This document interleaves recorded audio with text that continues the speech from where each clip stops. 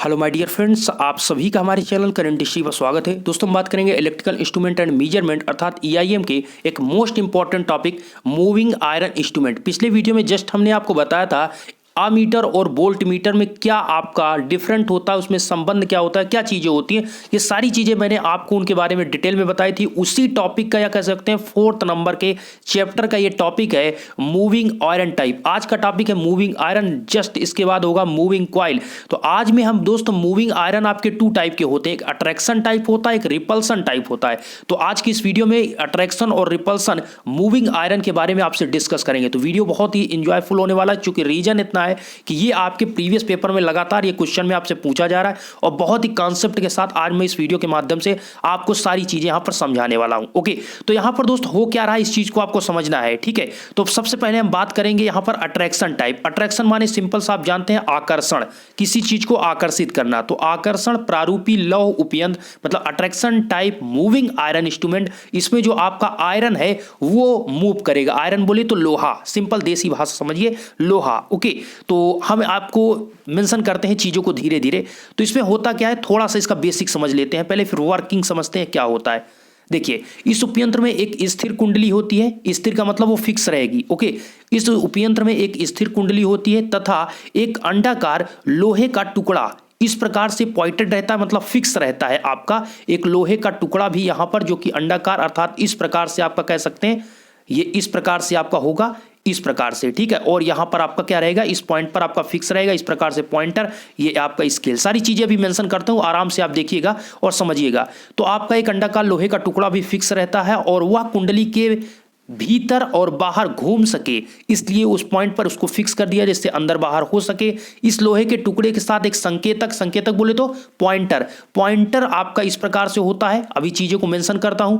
Pointer आपका लगा होता है जो अंडाकार लोहे के टुकड़े के साथ धारा की वोल्टता में असांकित पैमाना बोले तो कैलिब्रेटेड स्केल पर चलता है और इस उपयंत्र में एक गुरुत्व नियंत्रण और नियंत्रक भार द्वारा होता है। मतलब इसमें ग्रेविटी जो कंट्रोल होता है, इसमें कंट्रोलिंग जो टार्क लगता है वो आपके ग्रेविटी कंट्रोल से लगता है। ठीक है, ग्रेविटी कंट्रोल होता है और अवमंदन वायु घर्षण ब्रेक द्वारा किया जाता है। जो इसमें डैंपिंग टार्क लगता है वो एयर फ्रिक्शन का यूज किया गया है और ये जो आपका उपयंत्र है वो एसी डीसी दोनों के लिए वर्क करता है। चलिए, अब ये कहानी और समाचार खत्म हो चुका, आप समझते हैं कॉन्सेप्ट। यहां पर कॉन्सेप्ट जो अभी तक ये कह रहे थे उसका मतलब समझते हैं। देखिए, यहां पर ये क्या है, जो आप ये चीज आप देख रहे हैं यहां पर ये आपका क्या है, ये कॉइल है। ओके, और ये जो आप देख रहे हैं, ये जो हम बात कर रहे थे अंडाकार चकती, वो आपका आयरन का जो बना हुआ है, ये आपका क्या है, आयरन का बना हुआ है, ये आपकी चकती है और ये आपका इस पॉइंट पर फिक्स कर दिया गया। तो ये अंदर और बाहर आपका इस प्रकार से अंदर बाहर हो सकता है,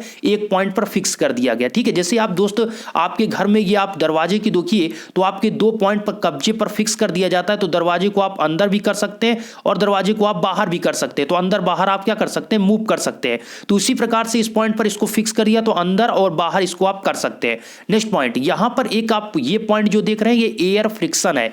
एयर फ्रिक्शन का मतलब हमने आपको क्या बताया, जो डैंपिंग। देखिए, सबसे पहले सुनिएगा, जो आपका कोई भी इंस्ट्रूमेंट है उसमें 3 प्रकार के टार्क होते हैं। क्या होते हैं, 3 प्रकार के टार्क होते हैं। पहला आपका क्या होता है दोस्त, पहला आपका होता है डिफ्लेक्टिंग टार्क। पहला कौन सा होता है, डिफ्लेक्टिंग। दूसरा आपका क्या होता है, कंट्रोलिंग। और तीसरा आपका क्या होता है, डैंपिंग टार्क। क्या होता है, डैंपिंग। शॉर्ट फॉर्म में ऐसे लिख दिया हमने, समझिएगा।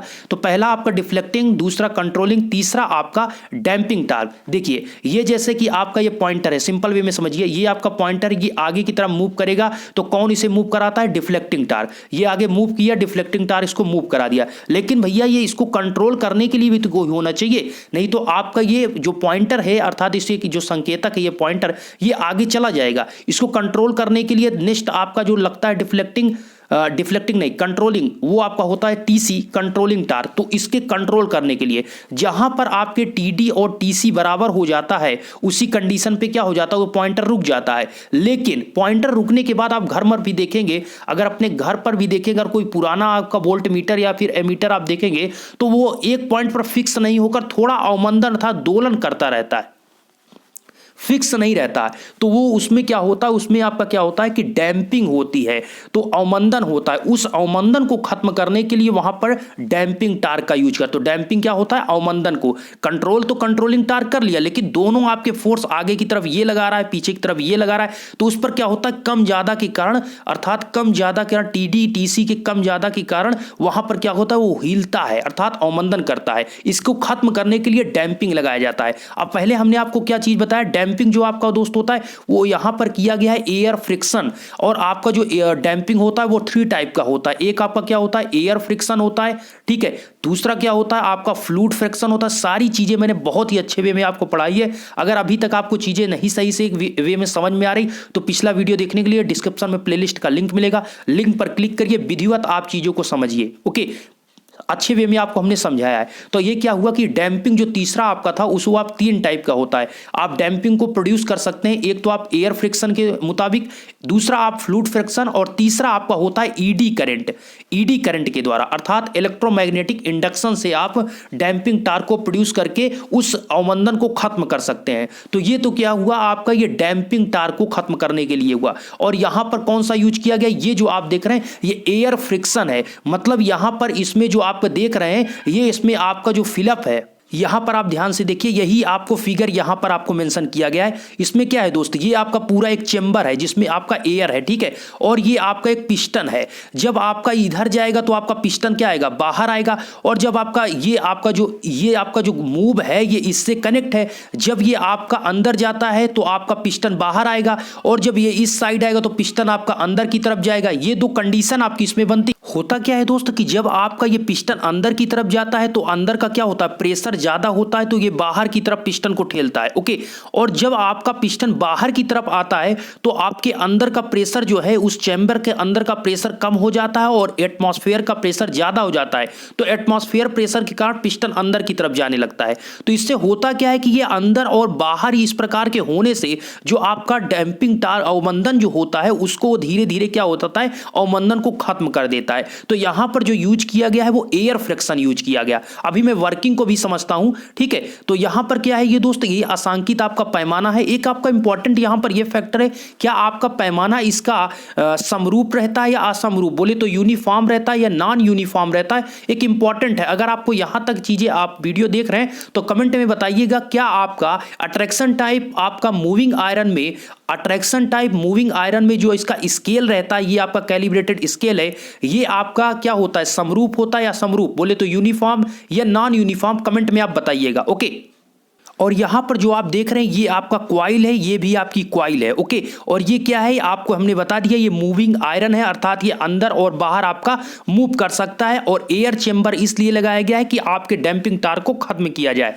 और जो यहां पर यूज किया गया है किसके लिए, कंट्रोलिंग टार्क के लिए आपने ग्रेविटी कंट्रोल को यूज किया है। और कंट्रोलिंग टार्क हमने आपको बताया 2 टाइप का होता है, एक आपका ग्रेविटी कंट्रोल होता है और दूसरा आपका क्या होता है, एक स्प्रिंग कंट्रोल होता है, ठीक है। 2 होते हैं, एक ग्रेविटी के द्वारा आप मतलब कंट्रोलिंग टार्क को प्रोड्यूस कर सकते हैं, या फिर आप स्प्रिंग कंट्रोल के द्वारा कंट्रोलिंग टार्क प्रोड्यूस कर सकते हैं। बट यहां पर जो यूज किया गया वो कौन सा है, ग्रेविटी कंट्रोल। ओके, तो चलिए यहां पर ये चीज आपको मेंशन हुआ। अब यहां पर थोड़ा वर्किंग को समझते हैं। अब वर्किंग को आशा करते हैं यहां तक आपने चीजों को समझा होगा। अब आगे चलते हैं, वर्किंग को समझते हैं। देखिए एयर से इनका सिद्धांत क्या है, कैसे वर्क कर रहा है। तो जब कोई मापी जाने वाली धारा या मापी जाने वाली वोल्टता, भाई मापी जाने वाली कोई आपकी करंट है या कोई आप मापी जाने वाली वोल्टेज है, के समानुपाती धारा कुंडली में प्रवाहित होती है, तो उसके अक्ष के साथ एक समान चुंबकीय क्षेत्र पैदा होता है, अर्थात प्रोड्यूस होता है, और लोहे की चकती को चुंबकित कर लेता है।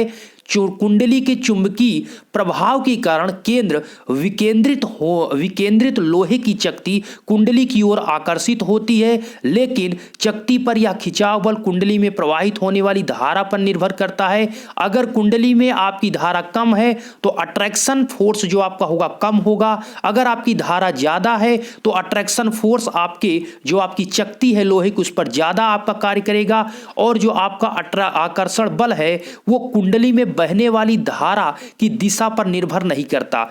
मानते हैं कि कहानी इनकी खत्म हो गई। अब हम आपको बता रहे हैं कि इनका कहने का मतलब क्या हुआ। मेरे दोस्त, जो आपकी ये कॉइल है, ये जो आपकी कॉइल है, इसमें जैसे ही आपकी, जैसे वोल्ट मीटर है तो वोल्ट मीटर भी किस पे, करंट पे डिपेंड करेगा। आमीटर है वो भी करंट, मतलब जितनी आपकी करंट सप्लाई से फ्लो हो रही है उसी पर डिपेंड करेगा। तो यहां पर जब आपने इस कॉइल में आपने सप्लाई जब आपकी आई तो इसमें क्या हुआ, ये कॉइल में एक फ्लक्स बनेगा।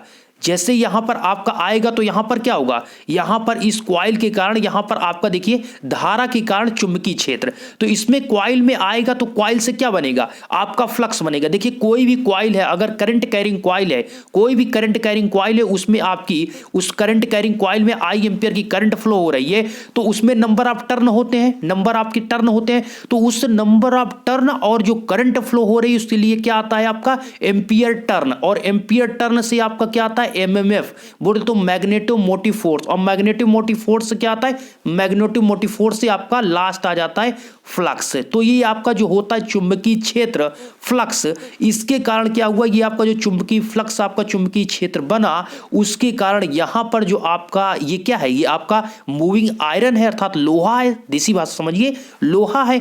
तो यहां पर जो आपका ये आपका यहां पर पूरा बन जाएगा चुंबकीय क्षेत्र, अर्थात एक चुंबक बन जाएगा पूरा ये क्षेत्र। और जब चुंबक बन जाएगा और ये है आपका लोहा, तो इस लोहे को क्या करेगा, अपनी तरफ आकर्षित, और जो ये आपका लोहा है ये इस तरफ मूव करेगा तो ये पॉइंटर, ये जो फिक्स है ये आपका इस साइड में मूव करेगा, तो पॉइंटर आपका इधर आ जाएगा। तो पॉइंटर कब मूव करेगा, जब आपका देखिए ये फिक्स है, बिल्कुल करेक्ट एकदम फिक्स है। जब आपका ये जो आप देख रहे हैं ये आपका इस साइड जाएगा, कब जाएगा, जब आप में कॉइल में अर्थात जब आप सप्लाई से लगाएंगे तो इसमें कुंडली में कॉइल में करंट फ्लो होगी, करंट से क्या बनेगा एंपियर टर्न, जितने नंबर ऑफ टर्न है तो उसमें क्या होगा एंपियर टर्न, एंपियर टर्न से आपका क्या एमएमएफ मैग्नेटिक मोटिव फोर्स, उससे क्या फ्लक्स, और फ्लक्स जब यहां पर आपका बन जाएगा यहां फ्लक्स, तो फ्लक्स क्या करेगा एक चुंबकीय क्षेत्र बना देगा। और आपको पता है कि भैया चुंबक के सामने अगर लोहा रखेंगे तो लोहे को क्या कर देगा अपनी तरफ अट्रैक्ट करेगा, तो वही चीज यहां पर पूरा मैग्नेट बन गया और ये है आपका लोहा, इस लोहे को क्या करेगा अपनी तरफ आकर्षित। जब ये आपका इस साइड में मूव करेगा तो इससे ये फिक्स है, जब ये आपका इधर जाएगा तो आपका पॉइंटर जो यहां था जीरो पर आपका आगे जाएगा, तो जब ये इधर जाएगा और आपका ये इधर जाएगा, विपरीत दिशा में घूमता है, अंदर की तरफ ये जाएगा और ये इस साइड जाएगा, ठीक है। और ये आपका लगा हुआ है एयर फ्रिक्शन, और जो डैंपिंग होगा वो कंट्रोल करने के लिए एयर आपका फ्रिक्शन होगा, कंट्रोलिंग करने के लिए अर्थात ये पॉइंटर इधर जा रहा है, इसको कंट्रोल करने के लिए कौन लगा है, इसको कंट्रोल करने के लिए ग्रेविटी कंट्रोल लगा है जो इसे कंट्रोल कर रहा है, ठीक है। ये चीजें आप यहां पर समझिएगा, ठीक है। इतना चीजें यहां पर मेंशन की गई, वही चीज मैं आपको बता रहा हूं, ठीक है। अब चलिए नेक्स्ट पॉइंट आपको यहां पर कि यदि उपयंत्र की कुंडली में आई एंपियर की धारा प्रवाहित हो रही है, मतलब अब थोड़ा फार्मूला निकालना है और चीजें कॉन्सेप्ट हमने आपको समझा दिया है। ये आपका अभी अट्रैक्शन, इसके जस्ट बाद रिपल्सन है। अभी अगर वीडियो आप यहां तक देख रहे हैं तो वीडियो लास्ट तक देख लीजिएगा, जिससे अट्रैक्शन और रिपल्सन दोनों में डिफरेंट आपको समझ में आ जाए, ओके।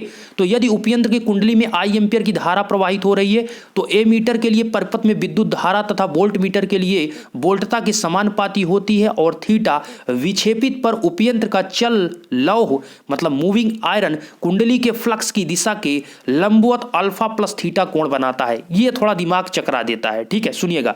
ये हो क्या रहा है कि भैया आई एंपियर की अगर आपके कुंडली में कॉइल में करंट फ्लो हो रही है तो ए मीटर किस पे डिपेंड करेगा भैया, विद्युत धारा पर। वोल्ट मीटर किस पे डिपेंड करेगा, वोल्टेज के समानुपाती।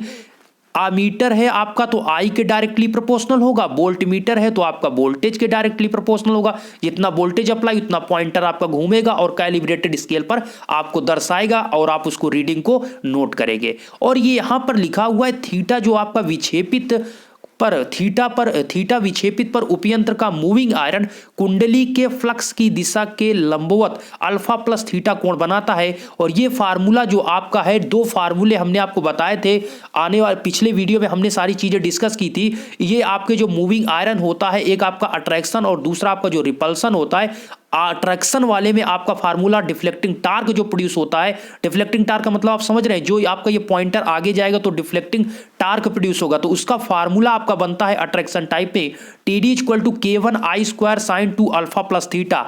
अब यहाँ पर जो ये लिखा हुआ है अल्फा प्लस थीटा लंबवत होता है मेरे दोस्त, इनका कहने का मतलब ये है, आप ये समझिए कि आपका ये आपका 90 डिग्री का मतलब आप समझ रहे हैं, ये आपका इस प्रकार से फ्लक्स हुआ, ये आपका हुआ, ओके। अब यहां पर आपका ये बना हुआ है, ठीक है, और इस प्रकार से ये आपका अल्फा बन गया। ये पॉइंटर आपका क्या करेगा, आपका पॉइंटर जब आगे मूव करेगा तो ये पॉइंटर आगे मूव करेगा तो आपका इस प्रकार से ये पीछे एंगल, इधर आपका थीटा, ऊपर यहां पर थीटा बनेगा तो नीचे भी आपका थीटा। हो सकता है आपको क्लियर वे में नहीं समझ में आए, सुनिएगा, मतलब मेरे कहने का मतलब ये आपका क्या है, इस तरफ आपकी फील्ड है एच, मान लीजिए ये आपकी इंटेंसिटी है, क्या मैग्नेटिक फील्ड की इंटेंसिटी है, ओके, ये आपका यहां पर है, ठीक है। अभी आपका ये 0 पर था जब है आपका पॉइंटर, तो ये आपका अल्फा डिग्री है, कितना है, अल्फा बना रहा है। जब आपका पॉइंटर आगे की तरफ मूव करेगा, मान लीजिए यहां मूव किया तो कितना, यहां पर 0 से मान लीजिए थीटा डिग्री मूव कर लिया, तो आपका पीछे भी उतना ही आपका मूव करेगा, तो ये थीटा, तो टोटल कितना हो गया, अल्फा और प्लस आपका थीटा, तो 90 डिग्री से आपका अल्फा प्लस थीटा एंगल क्या कर रहा है, ये आपका यहां पर मूव कर। अर्थात दोस्त जब आपका पॉइंटर 0 पर था तो वहां पर आपका जो इंटेंसिटी है मैग्नेटिक फील्ड है उससे आपका अल्फा डिग्री बना रहा था। जैसे ही आपका पॉइंटर थीटा विक्षेपित होगा उतना उसके जस्ट बाद आपके लंबवत दिशा से अल्फा प्लस थीटा एंगल आपका बनाएगा, ठीक है। डिफ्लेक्टिंग टार्क का अट्रैक्शन टाइप, मूविंग आयरन में अट्रैक्शन टाइप में फार्मूला होता है TD = K1I² sin 2 alpha plus theta. इसको आपको याद करना पड़ेगा या पिछले कॉन्सेप्ट में आपको देखना पड़ेगा, क्योंकि इसका अगर मैं डेरिवेशन अगर कराने लगा तो बहुत लंबा वीडियो होगा, उसका कोई मतलब नहीं, क्योंकि ऑलरेडी ये चीजें मैंने आपको करा रखा है, ओके। तो TD = K1I² sin 2 alpha plus theta होता है। अगर यहीं पर आप अगर कंट्रोल, देखिए डिफ्लेक्टिंग हो गया, डिफ्लेक्टिंग के बाद क्या आता है, दिमाग में सेट कीजिए, डिफ्लेक्टिंग के बाद क्या आएगा भाई, डिफ्लेक्शन हुआ तो कंट्रोल करने के लिए कंट्रोलिंग होना चाहिए। तो इस उपयंत्र को स्प्रिंग के द्वारा कंट्रोल करते हैं। मान लीजिए हम यहां पर यदि उपयंत्र को, अभी हम ग्रेविटी कंट्रोल के ऊपर बात कर रहे थे, अगर आपका स्प्रिंग कंट्रोल है तो स्प्रिंग कंट्रोल जो है TC डायरेक्टली प्रोपोर्शनल थीटा। बहुत इंपॉर्टेंट कॉन्सेप्ट आपको बता रहा हूं, यहां पर सुनिएगा। जो आपका TC होता है, कंट्रोलिंग टार्क होता है, जब आपका स्प्रिंग की बात करेंगे तो आपका थीटा के समानुपाती होता है TC। लेकिन यहीं पर अगर हम ग्रेविटी कंट्रोल की बात करेंगे तो वो आपका किस पे, वो आपका साइन थीटा पे डिपेंड करता है। फिर से सुनिएगा, किस पर डिपेंड करता है, साइन थीटा पर। तो डिफरेंट है, ठीक है। ये कंट्रोलिंग में जब स्प्रिंग, आप कंट्रोलिंग टार्क प्रोड्यूस करने के लिए स्प्रिंग लगाएंगे तब वो थीटा के समानुपाती होगा। लेकिन वहां पर जब आप लगा देंगे ग्रेविटी कंट्रोल तो ग्रेविटी कंट्रोल किस पर डिपेंड करेगा, साइन थीटा पे डिपेंड करेगा। तो इसीलिए यहां पर लिखा गया थीटा TC = K2 थीटा। अब K2 क्या है मेरे दोस्त, ये आपका यहां पर K1 कांस्टेंट है, तो इस यहां पर आपका TC डायरेक्टली प्रोपोर्शनल थीटा होता है, इसलिए इस प्रोपोर्शनल को हटाने के लिए यहां पर K2 कांस्टेंट के रूप में TC = K2 थीटा लिख दिया गया, ठीक है। तो आपका यहां पर क्या हुआ, ये आपका TC = K2 थीटा। अब यहां पर स्थायी बोले तो आपका ये संतुलन अवस्था की बात कर रहे हैं, ठीक है। बैलेंस कंडीशन में क्या होगा, बैलेंस का मतलब आप समझ रहे हैं, बैलेंस का मतलब आप समझ रहे हैं, बैलेंस का मतलब ये हुआ दोस्त कि जो आपका ये पॉइंटर है, ये जो आपका पॉइंटर है, ये आपका मान लीजिए इस पॉइंट पर पहुंचा तो यहां पर जब TD और इस साइड में आपका क्या TC, ये आपके TD और बराबर TC हो जाते हैं, दोनों आपके डिफ्लेक्टिंग और कंट्रोलिंग टार्क दोनों इक्वल हो जाते हैं, तो उस कंडीशन में आपका पॉइंटर उस पॉइंट पर रुक जाएगा। जितनी आपकी करंट या वोल्टेज आपके सप्लाई के माध्यम से फ्लो हो रही है वहां पर उस पॉइंट पर रुक जाएगा, जैसे ही आपका TD और TC बराबर होगा। अब देखिए TD का मान आपको यहां पर दिया गया तो हमने इसको यहां पर लिख दिया, और TC का मान आपको K2 थीटा लिखा गया, दोनों को हमने इक्वल कर दिया। अर्थात इन दोनों को हमने TD और TC को क्या दिया इक्वल, क्या कर दिया इक्वल। जैसे ही आप इक्वल करेंगे तो यहां पर ये भी कांस्टेंट है तो इसको हटा सकते हैं, कोई दिक्कत नहीं, ठीक है। I² को आपको रखना है, sin 2 अल्फा प्लस थीटा, यहां पर आपको इसको दोनों को यहां पर हटाना है, sin 2 अल्फा प्लस थीटा, इस एंगल को आपको यहां पर हटाना है, K1 K2 को हटाना है, सभी ये कांस्टेंट के रूप में इसको सभी को हटाना है। जो आपका डायरेक्ट आता है उसको आपको देखना है, थीटा बचेगा और I² बचेगा। तो थीटा इज डायरेक्टली प्रोपोर्शनल क्या होगा, I², क्या होगा I। लेकिन I क्या है, ये RMS वैल्यू है, I की RMS वैल्यू है। देखिए I की भी आपकी RMS वैल्यू, ठीक है, और मैक्सिमम वैल्यू, ये सभी आपकी इंस्टेंटेनियस वैल्यू। तो आपकी कौन सी वैल्यू है, ये आपका इंपॉर्टेंट है। I जो आपकी है ये RMS वैल्यू है, रूट मीन स्क्वायर जो आपका होता है, ठीक है, वर्ग माध्य मूल ऐसे ही कहते हैं, तो वो आपका जो होता है RMS वैल्यू I की, वो चीज यहां पर है, ये चीज मेंशन करिएगा। तो थीटा किस पर डिपेंड कर रहा है, थीटा क्या है, डिफ्लेक्शन है। डिफ्लेक्शन का मतलब आप समझ रहे हैं, ये आपका क्या है, ये पॉइंट आपने फिक्स कर दिया, ये आपका क्या है, ये स्केल है, तो ये पॉइंटर अभी यहां पर था, अब यहां पर आ गया, तो इनके बीच एंगल कितना हो गया, थीटा। डिफ्लेक्शन कितना हुआ, थीटा। किस पर डिपेंड कर रहा है, करंट पर। भैया जितनी ज्यादा आपकी करंट होगी उतना ज्यादा डिफ्लेक्शन होगा। मतलब सिंपल सी बात है, इस कॉइल में जितनी ज्यादा करंट फ्लो होगी उतना ज्यादा अट्रैक्ट करेगा, उतना ज्यादा फ्लक्स होगा, और जितना फ्लक्स होगा उतना ज्यादा इसको अट्रैक्ट करेगा, और जितना ज्यादा इसको अपनी तरफ आकर्षित करेगा उतना ज्यादा ये पॉइंटर इधर आपका भागेगा, इधर आपका भागेगा, और जब भागेगा तो जितनी आपकी करंट है उतनी आपको रेटिंग बताएगा कि कितना आपका, वो मतलब आपको बताएगा एमीटर या वोल्ट मीटर कि कितनी एम्पियर या कितना वोल्टेज आप में है, ये चीज आपको यहां पर बताएगा। तो किस पर डिपेंड कर रहा है, ये थीटा जो आपका डिफ्लेक्शन है, जो यहां आएगा ये पॉइंटर, इनके बीच थीटा एंगल बन रहा है, ये थीटा किस पे डिपेंड कर रहा है, ये theta is directly proportional I square. जितनी ज्यादा आपकी थोड़ी मतलब 1 एम्पियर करंट है, 2 एम्पियर करंट है तो उसका स्क्वायर कर दीजिए, अर्थात ये 4 गुना, उससे 4 गुना तेज आपका डिफ्लेक्शन होगा। मतलब इसीलिए आई स्क्वायर का होता है, theta is directly proportional I square, और आई आपकी क्या है, आरएमएस वैल्यू है, क्या है, root mean square RMS value है, ठीक है। और लेकिन एक इंपॉर्टेंट यहां पर ये ध्यान दीजिए, इसका जो पैमाना होता है ये यूनिफॉर्म नहीं होता है। ये आपसे मैंने पूछा था, अगर वीडियो आपने यहां तक देखा तो आप बताइएगा आपने क्या ध्यान, सच में बताना था कि क्या सच में आप बताइएगा कि आपने यूनिफॉर्म और ये जो यूनिफॉर्म होता है नॉन यूनिफॉर्म, आप सच में आपको पता था कि यूनिफॉर्म होता है कि नॉन यूनिफॉर्म, ठीक है। तो मैं तो यहां पर आपको क्लियर कर दिया कि ये यूनिफॉर्म होता है। यूनिफॉर्म ये आपका क्या होता है, यूनिफॉर्म नहीं होता, मतलब नॉन यूनिफॉर्म। यूनिफॉर्म का मतलब क्या होता है दोस्तों, जो आपका कैलिब्रेटेड स्केल होता है उसका मतलब ये है कि जैसे आपका ये 0 हो गया, इसके बाद आपको 4 पॉइंट के बाद आपका 1 आया, फिर आपको 4 पॉइंट के बाद आपका क्या है 2 आया, फिर 4 पॉइंट के बाद आपका क्या है 3, मतलब सभी के बीच डिस्टेंस क्या है, इक्वल। तो दोनों की सभी के बीच एक दूसरे की आपकी जो पैमाना है तब समरूप माना जाता है, या फिर यूनिफॉर्म जब सभी के बीच की दूरी क्या हो, इक्वल होगी। 1 के बाद 2, 2 के बाद 3, 3 के बाद 4, सभी अगर यल दूरी पर ये है, यल यल ये सभी डिस्टेंस सेम हो। अगर आपका यूनिफॉर्म नहीं है, नॉन यूनिफॉर्म है, तो एक आपका 0 यहां पर होगा, फिर 1 यहां पर होगा, फिर हो सकता है कि आपका 2 यहां पर हो, अर्थात डिफरेंट कितना हो गया, ठीक है। तो ये डिफरेंट जो बन रहा है तो ये नॉन यूनिफॉर्म हुआ, ठीक है। लेकिन आपको ध्यान रखना है कि जो आपका अट्रैक्शन टाइप होता है ये आपका क्या होता है, नॉन यूनिफॉर्म होता है। यूनिफॉर्म पैमाना समरूप नहीं होता, अर्थात सभी एक दूसरे के बराबर दूरी पर नहीं होते हैं। चलिए नेक्स्ट आपका मूविंग अट्रैक्शन टाइप है, अट्रैक्शन नहीं दोस्त, अट्रैक्शन तो पढ़ा दिया, कितनी बार होगा, रिपल्सन टाइप है। नेक्स्ट आपका है repulsion type moving iron instrument.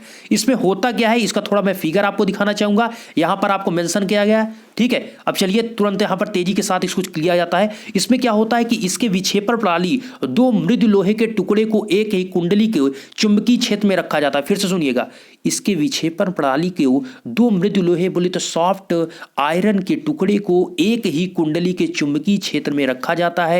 2 आपके सॉफ्ट आयरन होंगे, मैग्नेटिक फील्ड एक ही होगी, उसी में दोनों को रखे जाएंगे। लेकिन इंपॉर्टेंट है, एक लोहे के टुकड़े को स्थिर रखा जाता है, ठीक है, जो कि कुंडली के साथ स्थिर रहता है, और दूसरे लोहे के टुकड़े जो कि चल लौ होता है उसको कीलित धुरी के साथ जोड़ते हैं। भैया आपका 2 लोहा तो होता है, लेकिन एक को क्या करते हैं, एक को आपके कीलित धुरी के साथ मतलब उसके साथ कनेक्ट कर देते हैं, तो वो आपका क्या होता है, उसे चल लौ कहते हैं, मूविंग आयरन कहेंगे। लेकिन एक आपका क्या होता है, ये आपके कॉइल के साथ फिक्स रहता है, जो आपका फिक्स होगा, ठीक है। तो यहां पर अभी मेंशन करता हूं, आराम से भी देखिएगा। इसमें क्या है दोस्त कि दोनों ही लोहे के टुकड़े एक ही कुंडली के चुंबकीय क्षेत्र में स्थित होते हैं, और आसांकित बोले तो कैलिब्रेटेड स्केल पर विद्युत राशि के मान को सूचित करने के लिए चलतंत्र के साथ एक संकेतक बोले तो पॉइंटर लगा रहता है। विक्षेप को नियंत्रित करने के लिए सामान्यतः यहां पर कमानी नियंत्रण, कमानी का मतलब यहां पर आप किसका यूज कर रहे हैं, एक मिनट सुनिएगा, कमानी नियंत्रण, या फिर यहां पर दोस्त नियंत्रण मतलब कंट्रोलिंग टार्क की बात ही कर रहे हैं। तो कमानी यहां पर आप कह सकते हैं स्प्रिंग, क्योंकि इसमें जो फिगर में है स्प्रिंग को लगाया गया है। साथ में अवमंदन के लिए एयर फ्रिक्शन का यूज किया जाता है, जो कि यहां पर सेम यहां पर यूज किया गया, एयर फ्रिक्शन का इस उपयंत्र में भी यूज किया जाता है। अब फिगर आप यहां पर देखिए और चीजों को समझिए। अब देखिए यहां पर क्या है, सबसे पहला पॉइंट, ये आप जो देख रहे हैं ये आप तो कॉइल है, ये आपकी जो है ये, और ये आपकी कॉइल है, इसको तो कुछ आपको सोचना नहीं है, ये आपकी कॉइल है। कॉइल के साथ ये आपकी एक धुरी लगी हुई है, एक यहाँ पर धुरी है, कीली धुरी बोले तो सॉफ्ट, उसको समझिए, एक सॉफ्ट है, कीली धुरी है। इसमें क्या है कि इसमें आपको हमने बताया दो सॉफ्ट आयरन होते हैं, एक फिक्स होता है, एक मूव करता है। तो ये जो कीली धुरी है इसके साथ यहां पर आप थोड़ा और जूम करना चाहेंगे, यहां पर देखिए चल लौ है, तो चल लौ किसके साथ आपका होता है, इस धुरी के साथ कनेक्ट होता है। चल लौ का मतलब ऐसे आप समझिए कि मूव कौन करेगा, धुरी आपकी मूव करेगी, धुरी तो ही चलेगी तभी तो आपका पॉइंटर चलेगा। तो धुरी के साथ एक जो मूव होता है उसे चल लौ, अर्थात जो लोहा आपका चलेगा, जो मूव करेगा वो किसके साथ कनेक्ट रहेगा, आपकी धुरी के साथ रहेगा, क्योंकि धुरी ही मूव करेगी तभी आपका पॉइंटर मूव करेगा। ओके, तो आपका फिक्स हो गया। और दूसरा जो लोहा होता है वो आपकी कॉइल के साथ फिक्स रहता है, वो आपकी क्या होता है, यहां पर देखिए स्थिर लौ जो है वो आपकी कॉइल के साथ यहां पर फिक्स रहेगा। तो दोनों यहां पर जो आप देख रहे हैं, एक आपका होता है जो चल लौ है वो आपकी धुरी के साथ रहेगा, और जो फिक्स है, जो कुंडली आपकी वो फिक्स है, उसके साथ आपका फिक्स रहेगा। क्योंकि यहां पर कॉइल नहीं मूव करती, ये आप पढ़ रहे हैं moving iron. Okay, moving coil next topic होगा, ठीक है। तो यहां पर कॉइल जो है आपकी फिक्स रहती है, आयरन आपका मूव करता है। आयरन का मतलब क्या है, यहां पर दो आयरन है, दो आयरन का मतलब यहां पर क्यों यूज किया गया इसको भी समझना है, क्योंकि ये रिपल्सन है। तो यहां पर एक आपका जो आयरन होगा वो धुरी के साथ कनेक्ट रहेगा, जो कि आपका धुरी घूमती है इसलिए आपका ये भी घूमेगा, इसलिए इसे कहते हैं चल लौ अर्थात मूविंग आयरन। और एक आपका फिक्स रहेगा इसलिए उसे कहते हैं स्थिर, स्थिर लौ। और किसके साथ कनेक्ट रहेगा, वो आपकी कुंडली के साथ कनेक्ट रहेगा। चलिए ये चीजें समझ में आई। इसमें आपका यहां पर दोस्तों ये तो आपको स्प्रिंग ही दिख रहा है, मुझे भी स्प्रिंग ही दिख रहा है। तो ये आपका नियंत्रण प्रणाली, यहां पर कहेंगे कि नियंत्रण प्रणाली के रूप में, यहां पर मतलब कंट्रोलिंग टार्क के रूप में यहां पर स्प्रिंग का यहां पर यूज इन्होंने किया है, ठीक है। अब देखिए नेक्स्ट पॉइंट आपका यहां पर संकेतक को यहां पर लगाया गया है, और ये ऊपर आप जो देख रहे हैं ये आपका क्या है, ये आपका कैलिब्रेटेड स्केल है। क्या है, ये आपका कैलिब्रेटेड स्केल है, ये चीजें यहां पर मेंशन की गई। चलिए अब इतनी चीजें होने के बाद तो आपको यहां पर अब हमें जो कहना है वो आपको वर्किंग को समझना है। वर्किंग इंपॉर्टेंट है, इसी को आप समझिए।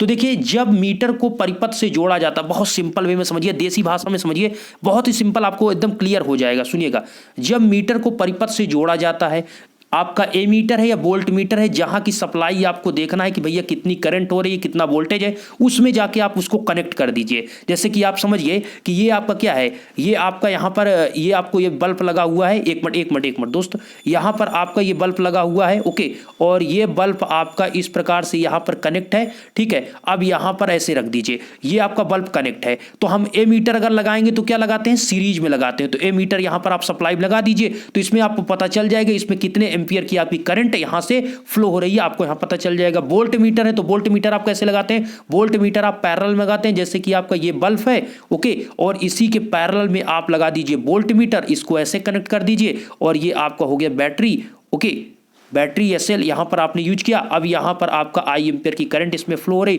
अब यहां पर जितना भी इसका पैरेलल वोल्टेज होगा यहां पर आपको पता चल जाएगा। तो इस प्रकार से आप लोड के पैरेलल में किसको कनेक्ट करते हैं, लोड के पैरेलल या सर्किट के पैरेलल में वोल्ट मीटर को, और सीरीज में ए मीटर को कनेक्ट करते हैं। तो जब आप मीटर को कनेक्ट कर देंगे, ठीक है, मान लीजिए आपने ए मीटर को कनेक्ट कर दिया परिपथ से, तो कुंडली में विद्युत धारा प्रवाहित होगी। कुंडली बोले तो कुंडली आपकी ये है, ये दोनों क्या है, ये आप जो देख रहे हैं पूरा कुंडली है। इस कॉइल में आपकी करंट फ्लो होती है, इसमें चुंबकीय क्षेत्र की उत्पत्ति होती है।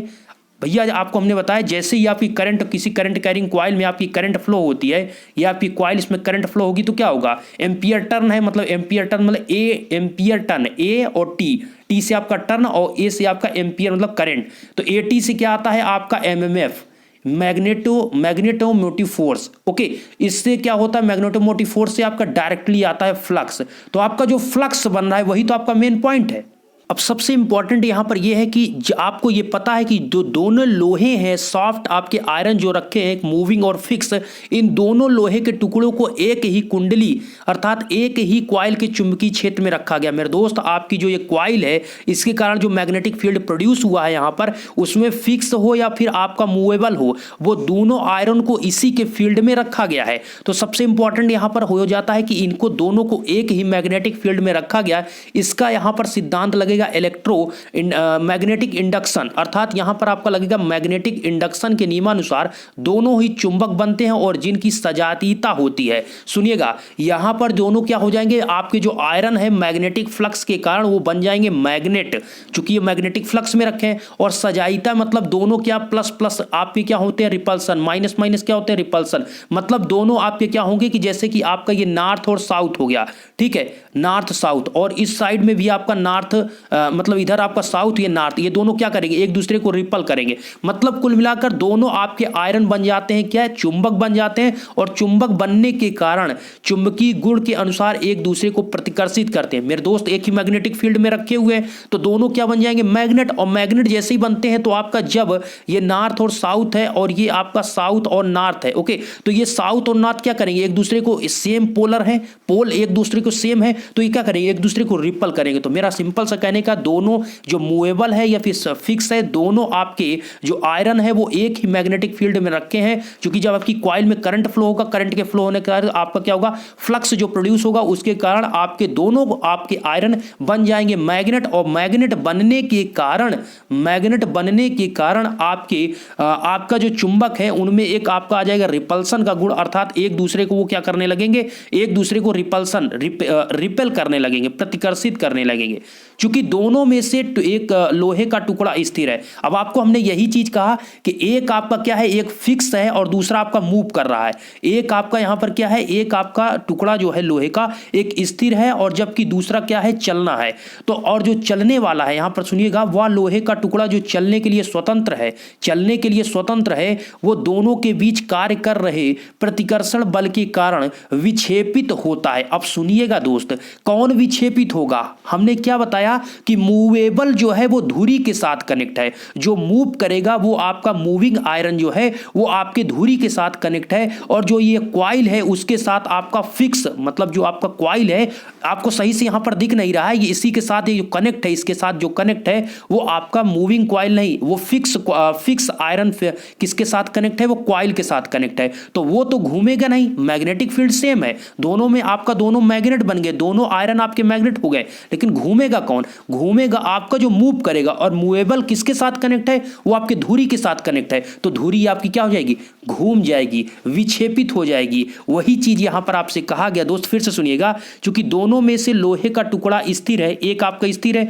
वह लोहे का टुकड़ा जो चलने के लिए स्वतंत्र है, दोनों के बीच कार्य कर रहे प्रतिकर्षण, दोनों के बीच प्रतिकर्षण बल कार्य करने लगा, क्योंकि दोनों के बीच आपका मैग्नेट बन चुका है, और मैग्नेट के कारण प्रतिकर्षण बल लगा, और प्रतिकर्षण लगा तो एक तो फिक्स है, दूसरा आपका चलनशील है, और जो चलने लायक है जो कि आपका किसके साथ कनेक्ट है, वो आपके धुरी के साथ, और धुरी आपका पॉइंटर से कनेक्ट है। तो जैसे ही आपका प्रतिकर्षण बल आपका लगेगा वो आपका विक्षेपित होगा। इस प्रकार विक्षेपित चलतंत्र के विक्षेपित मतलब डिफ्लेक्टिंग इंस्ट्रूमेंट के विक्षेप के उपयंत्र की नियंत्रक प्रणाली इसके विपरीत टार्क उत्पन्न कर नियंत्रित करती है। अब सुनिएगा, यहां पर क्या हुआ कि जो आपका यहां पर ये कॉइल के कारण जो मैग्नेटिक फ्लक्स बना, मैग्नेटिक फ्लक्स के कारण क्या हुआ, दोनों आयरन आपके बन गए क्या, मैग्नेट बन गए, और जब मैग्नेट बन गए तो एक दूसरे को रिपल करने लगे, एक दूसरे को रिपल तो करने लगे, लेकिन एक आयरन आपका फिक्स है और दूसरा आपका मूव कर रहा है, एक आयरन फिक्स है दूसरा आपका मूव कर रहा है। उस कंडीशन में जो आपका मूवेबल है वो आपकी धुरी के साथ कनेक्ट है, तो कौन मूव करेगा, जो फिक्स है वो तो मूव करेगा नहीं, वो तो स्थिर, उसको एकदम बिल्कुल जाम किया गया है, लेकिन जो आपका मूव करेगा वो आपका क्या है, वो आपके धुरी के साथ कनेक्ट है, तो वो जैसे ही मूव करेगा आपकी धुरी आपकी क्या करेगी, मूव करेगी। और इस प्रकार से अरेंजमेंट किया जाता है कि जैसे ही धुरी घूमेगी ये आपका पॉइंटर 0 से डिफ्लेक्टिंग टार्क यहां पर लगेगा और ये आगे की तरफ मूव कर जाएगा। अब यहां पर टीडी आगे जैसे ही लगेगा डिफ्लेक्टिंग टार्क, इसको कंट्रोल करने के लिए एक आपको कंट्रोलिंग टार्क लगेगा जिसे कहते हैं टीसी। तो डिफ्लेक्टिंग को कंट्रोल करने के लिए कौन लगेगा, टीसी। तो डिफ्लेक्टिंग और कंट्रोलिंग, यहां पर कंट्रोलिंग टार्क के लिए यहां पर नियंत्रण प्रणाली अर्थात स्प्रिंग कंट्रोल का यूज किया गया। दो प्रकार का कंट्रोल हमने बताया, एक आपका स्प्रिंग कंट्रोल होता है, दूसरा आपका ग्रेविटी कंट्रोल होता है। क्या होता है, ग्रेविटी कंट्रोल। और जो स्प्रिंग कंट्रोल होता है उसमें हमने बताया जो आपका चलिए कोई बात नहीं, यहां पर ज्यादा डिटेल हो जाएगा, उसका कोई मतलब नहीं। अब दोस्त यहां पर डैंपिंग को कंट्रोल, डैंपिंग नहीं, डिफ्लेक्टिंग टार्क को कंट्रोल करने के लिए आपका यहां पर कंट्रोलिंग टार्क लगा और कंट्रोलिंग के साथ उसमें अवमंदन होगा अर्थात डैंपिंग कंट्रोल। एक आपका डैंपिंग डैम्पिंग टार्क को प्रोड्यूस करने के लिए हम एयर फ्रिक्शन का यूज कर रहे हैं। तो एयर फ्रिक्शन के प्रभाव और कंट्रोलिंग टार्क के प्रभाव के कारण दोनों बलों के संतुलन की बिंदु स्थिति पर शीघ्र अर्थात आपका पॉइंटर जहां जितनी करंट आपके सप्लाई से फ्लो हो रही वहां उस पॉइंट में जाकर रुक जाएगा और जैसे ही आपका रुकेगा आप रीडिंग ले पाएंगे। इस प्रकार चलतंत्र के साथ लगा संकेतक बोले तो पॉइंटर कैलिब्रेटेड स्केल पर विद्युत राशि के मान को सूचित करता है। तो आपने क्या सीखा कि आपने इतना सीखा दोस्त कि जो आपका यहाँ पर जो सिस्टम दिखाया गया है इसमें एक कॉइल है, कॉइल में दो आपके क्या है आयरन है, एक मूवेबल है एक फिक्स है, एक मूव कर सकता है एक फिक्स रहेगा। जो मूवेबल है वो आपके धुरी के साथ कनेक्ट है, जो आयरन दो हैं उसमें से जो घूम सकता है वो आपके धुरी के साथ कनेक्ट है। क्यों ऐसा कहा जा रहा है? चूंकि आपकी धुरी ही घूमेगी, आपकी कॉइल फिक्स है। चूंकि हम पढ़ रहे हैं आयरन कॉइल कह रहे हैं मतलब कि हम पढ़ रहे हैं दोस्त क्या पढ़ रहे हैं हम यहां पर मूविंग आयरन पढ़ रहे हैं। क्या पढ़ रहे हैं? Moving iron. तो आपका आयरन ही मूव करेगा ना कि कॉइल। तो यहां पर जो आपकी धुरी है वो मूव करेगी तो धुरी से कनेक्ट क्या है मूविंग आयरन, और जो फिक्स है वो आपके किससे कनेक्ट है वो आपके कॉइल से कनेक्ट है। तो जो दोनों के बीच जब आपका मैग्नेटिक फ्लक्स बनेगा तो मैग्नेटिक फ्लक्स बनने के कारण दोनों चुंबक आपके बन जाएंगे मैग्नेट। जब मैग्नेट बन जाएंगे तो सेम चुंबकीय क्षेत्र में होने के कारण उनके बीच आपका क्या होगा रिपल्सन होगा। जो आपका मैग्नेट बनेगा क्योंकि सेम एक ही चुंबकीय एक ही कॉइल के चुंबकीय क्षेत्र में है तो आपका जो चुंबक बनेगा वो सेम दोनों में क्या बनेगा पोलरिटी जो होगी सेम होगी, जिसके कारण क्या होगा उसमें आपका रिपल्सन होगा। जब रिपल्सन होगा तो रिपल्सन के कारण कौन मूव करेगा? जो आपका मूव करने लायक है अर्थात जो मूवेबल आयरन है और वो किससे कनेक्ट है धुरी से। वो जैसे ही आपके दोनों के बीच बल लगेगा तो आपका मूव करेगा तो आपकी धुरी भी मूव करेगी। धुरी आपकी इस प्रकार से ज्वाइन की जाती है कि जैसे ही उसकी घूमेगी यह पॉइंटर आपका जीरो से आगे घूमेगा। क्यों? क्योंकि लग रहा है आपका डिफ्लेक्टिंग टार्क। जो फोर्स है फोर्स से आता है आपका टार्क, और टार्क जैसे लगा टीडी, इसको आपको कंट्रोल करने के लिए लगता है टीसी,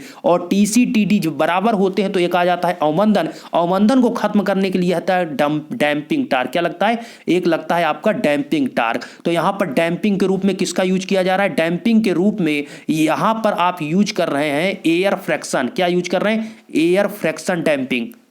यहां पर आप देखिए क्या आप यूज कर रहे हैं एयर फ्रैक्शन डैम्पिंग। ओके, इसके अरेंजमेंट यहां पर किया गया। तो ये चीजें आपको यहां पर क्लियर वे में समझ में आई। यदि अब यहां पर फार्मूला निकाल लेते हैं, यदि उपयंत्र की कुंडली में आई एम्पियर की विद्युत धारा प्रवाहित हो रही है, कहां बह रही है? कॉइल में। कहां से फ्लो हो रही है? आपकी जो सप्लाई से करंट आ रही है वो आपने एमीटर में, भैया आपका जो सप्लाई था ये आपकी सप्लाई से, ये आपका मान लीजिए बल्ब लगा हुआ है, यहां पर आप एमीटर लगाए हुए हैं, ठीक है, ये आपकी मान लीजिए प्लस माइनस, ये आपकी क्या है सप्लाई है। इधर से जब आपकी करंट आई तो इसमें आपकी क्या हो रही है? करंट फ्लो हो रही है। तो ये सप्लाई से जो करंट फ्लो हो रही है वही उसी को कौन मीजर करेगा? एमीटर मीजर करेगा। तो वही चीज कहा गया कि जो आपका इंस्ट्रूमेंट है जिसमें आई एम्पियर की जब करंट फ्लो होती है तो एमीटर के लिए परिपथ की धारा और वोल्ट मीटर के लिए परिपथ की वोल्टता के समानुपाती होती है। जो आपका एमीटर में जो करंट फ्लो हो रहा है वो किस पे? एमीटर है तो भैया धारा पे डिपेंड करेगा, और वोल्ट मीटर है तो वोल्टेज पे डिपेंड करेगा। तो अब यहां पर डिफ्लेक्टिंग टार्क का फार्मूला क्या होता है? तो डिफ्लेक्टिंग टार्क का फार्मूला आपका TD is directly proportional I square होता है। किसके होता है? आई स्क्वायर के। तो यहां पर ध्यान दीजिएगा जो डिफ्लेक्टिंग टार्क होता है वो आपका टीडी इज डायरेक्टली प्रोपोर्शनल किसके होता है? आई स्क्वायर के होता है। नेक्स्ट पॉइंट दोस्त, आपका जो कंट्रोलिंग टार्क होता है वो किसके समान होता है? वो आपके थीटा के। मतलब यहां पर अगर स्प्रिंग की बात करेंगे तो आपका टीसी किसके समानुपाती होगा? जो आपका मतलब टीसी में कंट्रोलिंग में जैसे आप फिजिक्स पढ़े थे तो वहां पर टी टार्क के लिए यूज किया जाता है, यहां पर टाउ यूज कर रहे हैं। आप लिख सकते हैं टाउ लिखेंगे ज्यादा बेटर रहेगा क्योंकि यहां पर टाउ की यूज किया जाता है। मेरी आदत पड़ चुकी है इसलिए मैं टी बार बार लिखता हूं। तो टाउ टीएससी की बात अगर करेंगे तो किसके डायरेक्टली प्रोपोर्शनल होगा? वो आपके थीटा के होगा। जो डिफ्लेक्शन होगा उससे आपका कंट्रोलिंग जितना ज्यादा, सिंपल सी बात है यार भाई, आपका ये पॉइंटर है, ठीक है, ये आपका पॉइंटर अभी यहां पर था, ये आपका पैमाना है, जितना ज्यादा इसमें थीटा एंगल बनेगा उतना ही इसको पीछे लाने के लिए कंट्रोलिंग टार्क आपको लगाना होगा। तो थीटा जो टीसी है किस पे डिपेंड कर रहा है? आपके थीटा पे डिपेंड कर रहा है। तो वही चीज है कि आपका जो डिफ्लेक्टिव कंट्रोलिंग टार्क है टीसी है वो थीटा पे डिपेंड करेगा। तो टीडी आपका आई स्क्वायर के समानुपाती होता है। जब डिफ्लेक्शन होगा तो कंट्रोल करने के लिए कंट्रोलिंग टार्क होगा, तो वो किसके समानुपाती होता है? थीटा के। क्यों? क्योंकि यहां पर स्प्रिंग का यूज कर रहे हैं। क्या यूज कर रहे हैं? स्प्रिंग का अगर आप यूज कर रहे हैं तो उस कंडीशन में आपका जो टीसी होगा वो डायरेक्टली थीटा के होता है। अगर यहीं पर ग्रेविटी कंट्रोल के दो मेथड होते हैं ना आपके, एक स्प्रिंग से आप कंट्रोल कर सकते हैं, एक आप ग्रेविटी कंट्रोल से आप कर सकते हैं। तो ग्रेविटी कंट्रोल की जब बात करेंगे तो वहां पर टीसी जो आपका होगा वो साइन थीटा के समानुपाती होता है। जो टीसी होता है डायरेक्टली साइन थीटा, ये बहुत इंपॉर्टेंट है ये चीजें। ओके, तो यहां पर ये आपका मेंशन किया गया। अब देखिए संतुलन की स्थिति में क्या होगा, आपका डिफ्लेक्टिंग टार्क और आपका इक्वल टू कंट्रोलिंग टार्क आपके क्या होंगे, दोनों इक्वल होंगे। तो टीडी और टीसी, टीडी बार बार फिर कह रहे हैं, टाउ डी और टाउ सी समझ लीजिएगा, ठीक है। टाउ डी और टाउ सी आपके जब यहां पर बराबर होंगे, मतलब मेरे दोस्त जो आपका पॉइंटर है,